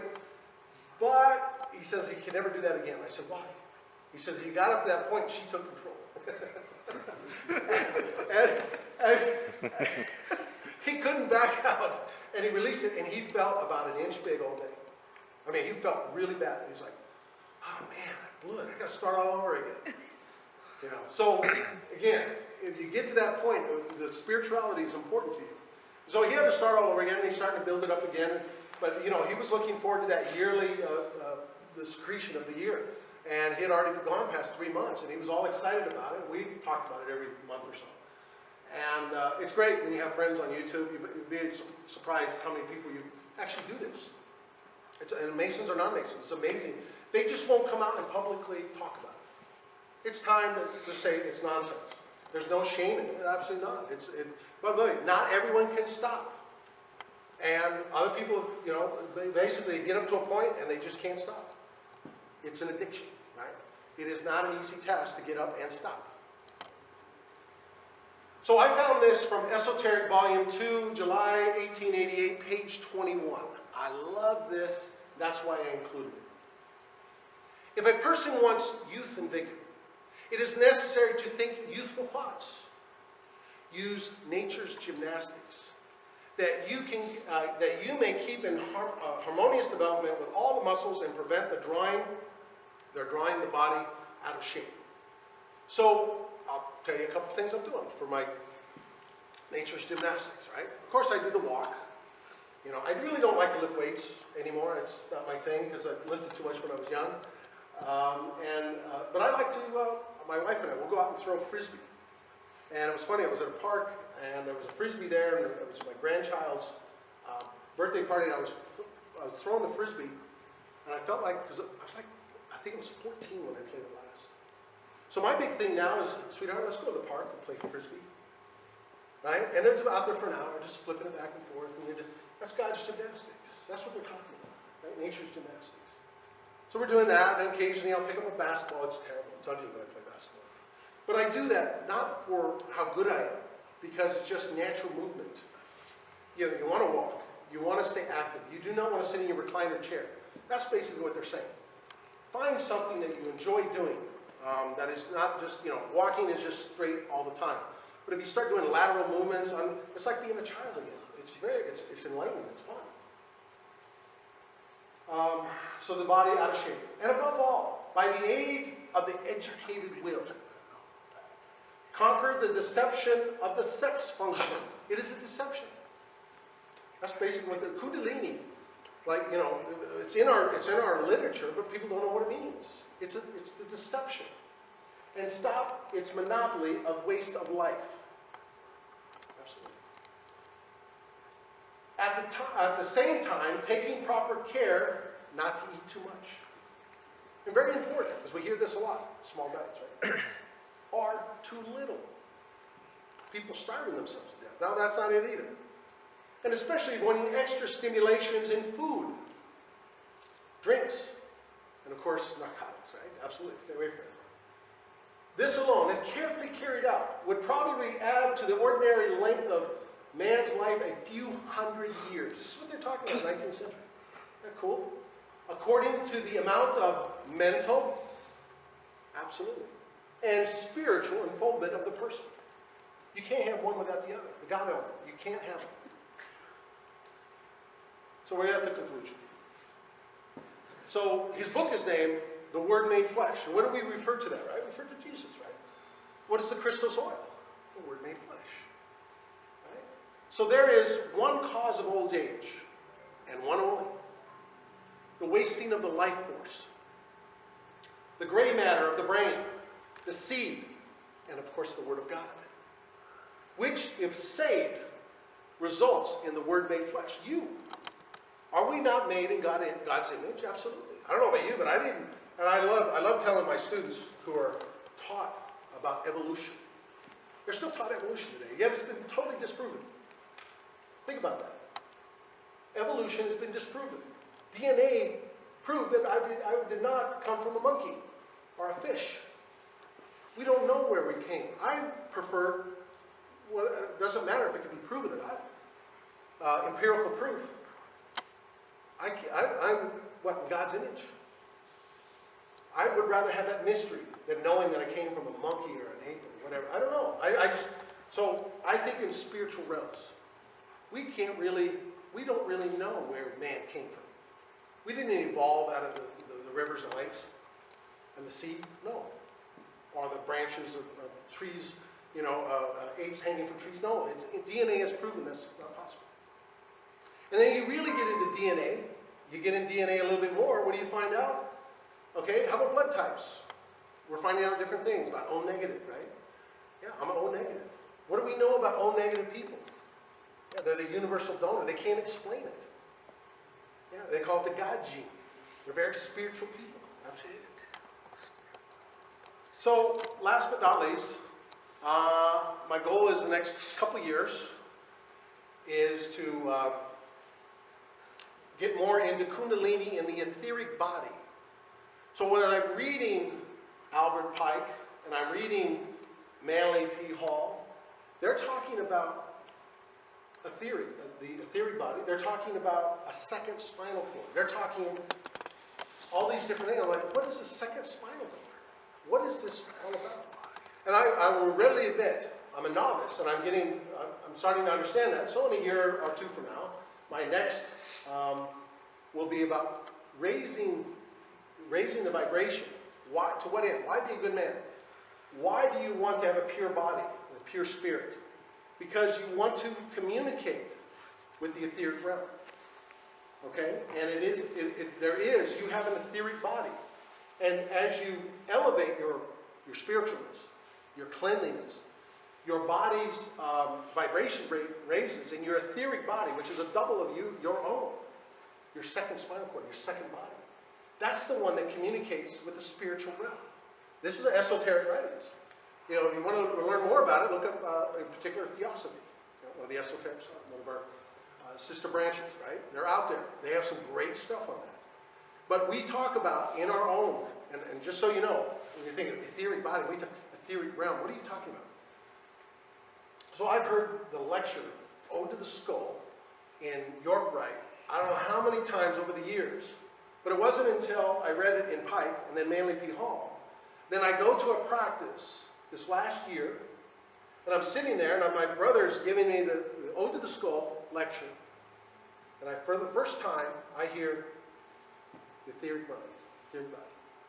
It's mentioned in our degrees. And I went, oh my gosh. Everyone's like, Hank, why are you smiling? And I said, I heard that thing 100 times before, and I've never heard that before. And I looked it up, it's there. So what I'm trying to relay to you, and hopefully maybe a year or two from now we can all meet together, and I'll tell you more about what I've learned. But today's a pretty good start. That's the end of my presentation. Any questions? Don't feel embarrassed.